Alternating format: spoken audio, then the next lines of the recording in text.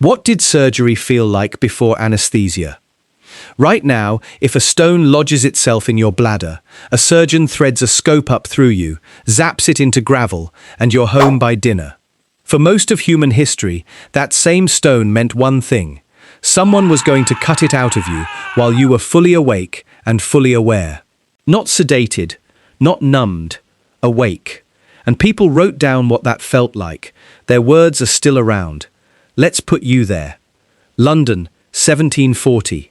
You've had a stone in your bladder for 2 years. The pain comes in waves that drop you to your knees. A surgeon has agreed to cut it out, but he's warned you plainly. The operation itself takes less than 4 minutes, and that's the whole selling point, because 4 minutes is about as long as a person can be held down and still survive the experience.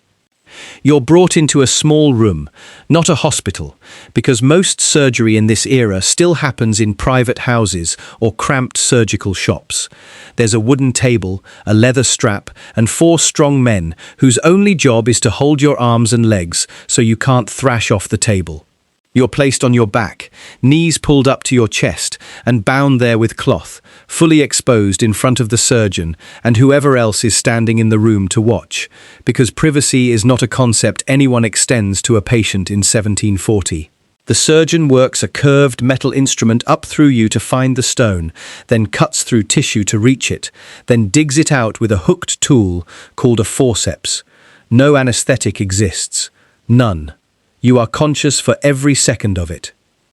We know what this felt like because a few patients survived to describe it, and one of the most famous accounts comes from decades earlier, from a diarist who lived to celebrate the day every single year for the rest of his life. On March 26, 1658, the English naval administrator Samuel Pepys underwent this exact operation for a stone the size of a small egg.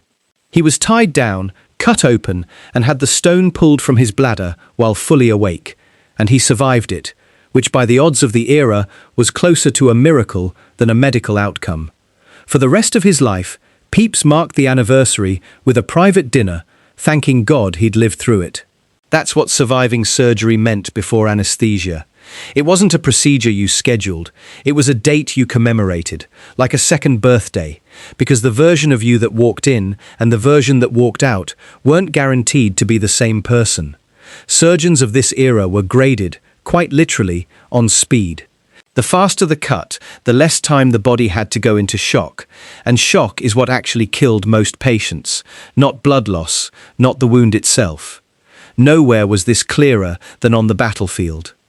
Napoleon's chief surgeon, Dominique Jean Larrey, became legendary for a technique that sounds almost inhuman today. He could amputate a soldier's leg above the knee in under a minute. At the Battle of Borodino in 1812, Larrey reportedly performed around 200 amputations in a single day, one soldier after another, with no anesthetic beyond whatever alcohol was on hand, and an assistant to hold the limb steady. Soldiers who watched other men go under his knife sometimes fainted from anticipation alone, before the blade ever touched them. Larrey wasn't cruel. He was, by every account, one of the most compassionate military surgeons of his age. Speed was the only mercy he had to give. And then there was the era of the theatre crowd, because by the 1830s and 40s, surgery in the big city hospitals had become something closer to spectator sport. Medical students packed into raised wooden galleries above the operating table to watch. Surgeons dressed for the audience as much as the operation, and some cultivated a showman's reputation. But for the patient tied to the table below, that crowd was just another layer of horror. A room full of strangers watching your worst moment happen to your exposed body while you screamed. Patients described the sound of their own voice as the thing they remembered most, not because it was theirs, but because it didn't feel like it was coming from them anymore. For decades, doctors chased a way out of this.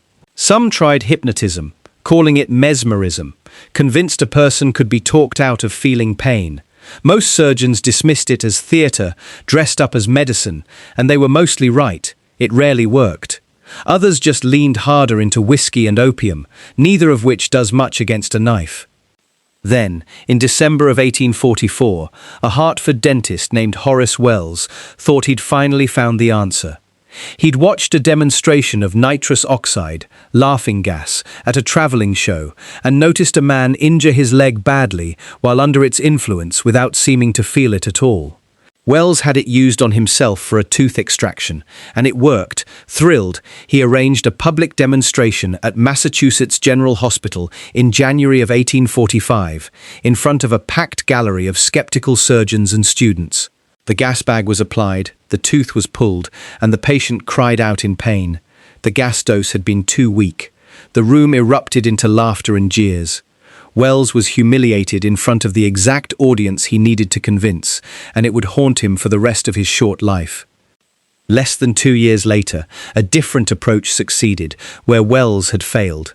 On October 16, 1846, in that same Massachusetts General Hospital operating theatre, a dentist named William Morton used ether vapor instead of nitrous oxide on a patient having a neck tumor removed.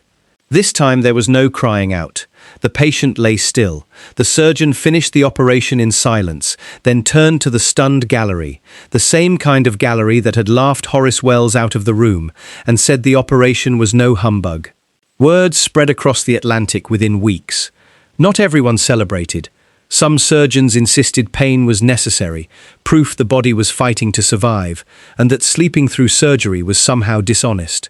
Those objections mostly evaporated in 1853, when Queen Victoria took chloroform, discovered a few years earlier by the Scottish physician James Young Simpson, who'd found it by testing it on himself and 2 colleagues at his own dinner table, and the 3 of them woke up on the floor.